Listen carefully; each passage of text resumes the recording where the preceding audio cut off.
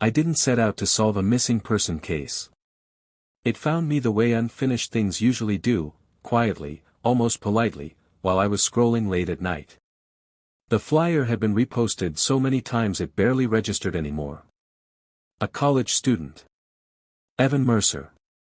Missing for 6 months. Last seen leaving a convenience store near campus. No witnesses. No signs of a struggle. Just gone. His photo wasn't dramatic or haunting. He looked normal. Too normal. Like someone who never expected to be important enough to disappear. I scrolled through the comments without thinking much of it. Most were the same recycled theories, the same empty condolences. But one comment caught my attention. It mentioned a security camera across the street from the store, mounted on an apartment building. Not the footage everyone had already analyzed, but another angle entirely. No one had responded to it. No one had followed up. It felt like a loose thread, and once I noticed it, I couldn't ignore it. Finding the footage took longer than I expected, but eventually I did.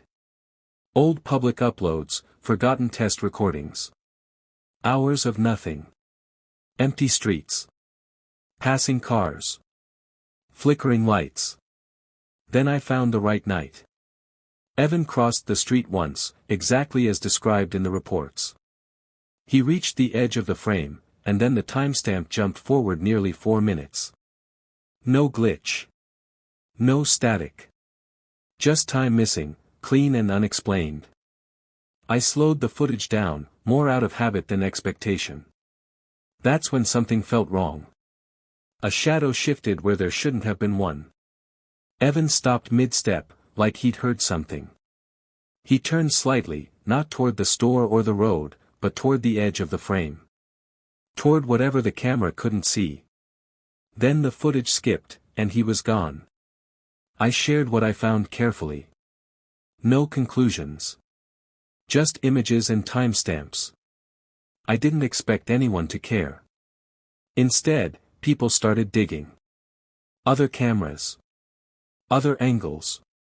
A traffic cam that glitched at the same moment. A reported streetlight outage lasting 5 minutes on that exact block. One detail alone meant nothing. Together, they formed a shape I couldn't ignore. Messages poured in. Some thanked me. Some accused me of making things worse. Then one message stood apart. It came from an account with no photo, no name. Just numbers. It asked a single question. Had I checked his phone records? I hadn't. I didn't even know how I would. But the question stayed with me long after I closed the app. Evan's phone hadn't been active since the night he vanished. That much was known. What wasn't mentioned anywhere was that the number was still active. Not disconnected. Not reassigned. Just silent. Waiting. I saved the number in my phone, clearly labeled, telling myself it was only for reference.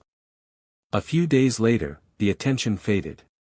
The police issued a statement saying no new leads were confirmed. The case began slipping back into obscurity. I tried to move on. I stopped checking updates. I stopped rereading the footage. And then my phone buzzed with a notification that made no sense at all. The message was from Evan Mercer's number. No preview text. Just his name lighting up my screen. When I opened it, the message was simple. Hey. Do you know where I am? It didn't sound panicked. It sounded confused. Like someone waking up in the wrong place. I froze. I checked the timestamp. The number. Everything. Another message came through. I think my phone's broken. I keep losing signal. I realized then that what unsettled me most wasn't the impossibility of it. It was how ordinary it sounded. I answered carefully, asking where he was. The reply took longer than I expected. I don't know, he wrote. It looks like the street by the store, but everything's slightly off. Like it hasn't finished loading.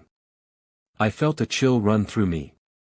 I'd used those exact words before, describing the footage gap. I asked him what day it was. He answered immediately. The date he gave was the night he disappeared. To him, no time had passed. To me, 6 months had folded into a single conversation. When I told him he'd been missing, the typing indicator blinked on and off for a long time before he replied. "That's not possible," he said. "I haven't gone anywhere."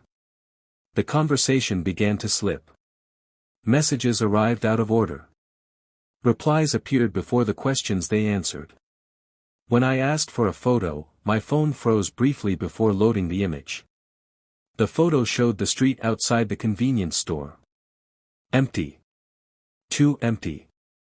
No cars. No people. The buildings looked unfinished, like incomplete replicas. And at the very edge of the image was a dark shape, cut off by the frame. Before I could ask about it, another message came through. "Something doesn't like when I talk about it." After that, his texts began to distort. Words repeated. Letters vanished. Evan asked the same questions again and again, like the answers wouldn't stay with him. Every time he mentioned the shadow, the delays grew longer. I began to understand that the only reason he could still message me was because something hadn't noticed yet. I told him to run. "I don't know why." His reply came slowly. "Run where?" Then another pause. Then one last message. "It sees you too now." Through me. The typing indicator stayed on long after the message stopped. Then there was nothing. No error. No goodbye. Just silence. I tried calling. Straight to voicemail. The mailbox was full, like it had been filling up for months with no one listening. I realized my hands were shaking. I posted a vague update, leaving out the parts one couldn't explain. People reacted exactly how you'd expect. Disbelief. Accusations. Demands for proof. I didn't share the messages. Because deep down, I knew they hadn't been meant for anyone else. That night, my phone lit up one last time. A message from Evan's number. Just a single sentence.